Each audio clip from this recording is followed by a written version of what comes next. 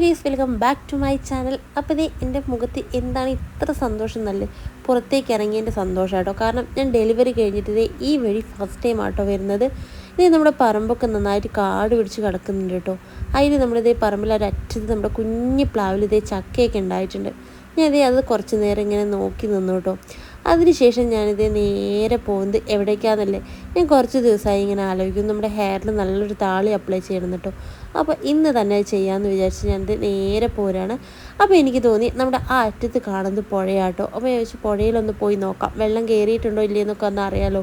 മഴ പെയ്ത ഏകദേശം നമ്മുടെ പുഴയിൽ വെള്ളം കയറാറുണ്ട് കേട്ടോ. അപ്പോൾ അതൊക്കെ നോക്കാമെന്ന് വിചാരിച്ച് ഞാനിത് നേരെ പുഴയിലേക്ക് നടന്നു. പക്ഷേ 2-3 ദിവസമായിട്ട് ചെറിയ രീതിയിലാട്ടോ മഴ പെയ്തിട്ടുണ്ടായിരുന്നുള്ളൂ. അതുകൊണ്ട് പുഴയിലെ വെള്ളം അങ്ങനെ കയറിയിട്ടുണ്ടായിരുന്നില്ല കേട്ടോ. ഇത് ഇവിടേക്കൊക്കെ നല്ലപോലെ വെള്ളം കയറാറുണ്ട് കേട്ടോ. അപ്പോൾ മഴ കമ്മിയായത് കാരണമായിരിക്കാം അങ്ങനെ വെള്ളം കയറിയിട്ടുണ്ടായിരുന്നില്ല. ഞാനത് നേരെ പോന്ന് കുറച്ച് തുളസിയില പറിച്ചു എന്നല്ലേ, അതെന്തിനാന്ന് പറഞ്ഞു തരാം കേട്ടോ. അതിനുശേഷം ഞാനത് നേരെ ചെമ്പരത്തിലെ ഇല പറിക്കാൻ വേണ്ടിയിട്ട് പോവാണ് കേട്ടോ. അപ്പം ഞാനത് സ്ഥിരമായിട്ട് നമ്മുടെ നെയ്ബറിൻ്റെ വീട്ടിൽ നിന്നാണ് കേട്ടോ ഞാനിങ്ങനെ ചെമ്പരത്തിലെ ഇല പറിക്കാറ്. ഡെലിവറിക്ക് മുൻപ് ഞാൻ ഇവിടെ കല്യാണം കഴിഞ്ഞ് വന്നതിന് ശേഷമൊക്കെ ഞാൻ ഇവിടെ നിന്ന് കേട്ടോ ചെമ്പരത്തിലെ ഇല പറിച്ചിട്ട് നമ്മൾ താളി ഉണ്ടാക്കാറ്. കാരണം നമ്മുടെ വീട്ടിൽ ഈ ചെമ്പരത്തി ഇല്ല കേട്ടോ.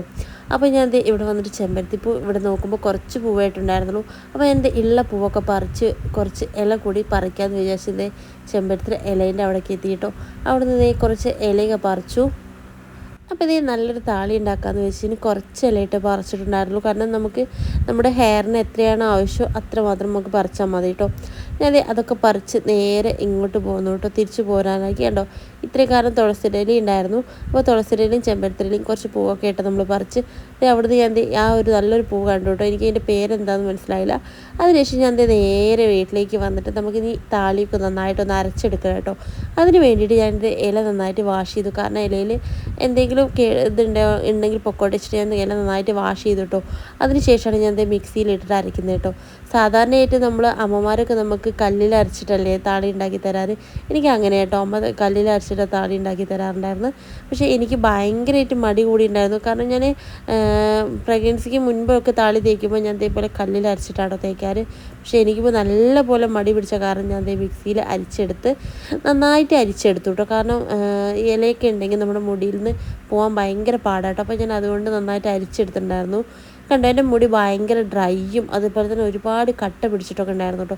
അപ്പോൾ ഞാൻ ആ കട്ടയൊക്കെ ഒന്ന് നന്നായിട്ട് ഒഴിവാക്കാൻ വേണ്ടിയിട്ട് ഞാൻ നമ്മുടെ വീട്ടിലുണ്ടാക്കിയ ഹെയർ ഓയിലാട്ടോ. നല്ല എണ്ണയാണ്, അതുകൊണ്ട് പച്ച കളർ, അതേപോലെ തന്നെ നല്ല സ്മെല്ലും ഉണ്ടായിരുന്നു കേട്ടോ. അപ്പോൾ ഞാൻ ഹെയറിൽ ഓരോന്നായിട്ട് നന്നായിട്ട് അപ്ലൈ ചെയ്ത് കൊടുത്തതിന് ശേഷം നമ്മുടെ മുടി ഒന്ന് ഫ്രീ ആക്കിയിട്ടോ. കാരണം ആ കട്ടയൊക്കെ ഒന്ന് പോകാൻ വേണ്ടിയിട്ടാട്ടോ ഞാൻ നന്നായിട്ട് ഹെയർ ഓയിൽ അപ്ലൈ ചെയ്ത്. കാരണം നമ്മൾ താളി തേക്കുന്നതിന് മുൻപ് എപ്പോഴും ഏതെങ്കിലും ഒരു ഓയിൽ ഹെയറിൽ അപ്ലൈ ചെയ്യുന്നത് നല്ലതാട്ടോ.